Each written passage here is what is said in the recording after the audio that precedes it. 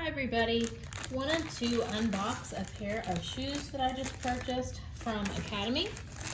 These are a youth size 5 Under Armour BGS Assert 10. Let's take a look and see what it looks like.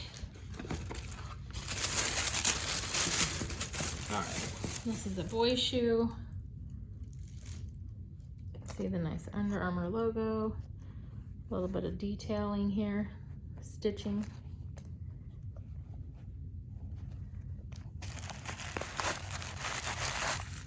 This does have the laces. On the tongue, you've got the Under Armour logo here as well. The inside has that neon yellow, highlighter yellow color. The bottom sole looks pretty cool, has a neat little pattern here. Anyway, there you go. Wanted to give you a quick view into what this looks like once it arrives. Hope that was helpful. I'll go ahead and put a link to it in the description so that if you like what you see, you will know how to get some for yourself.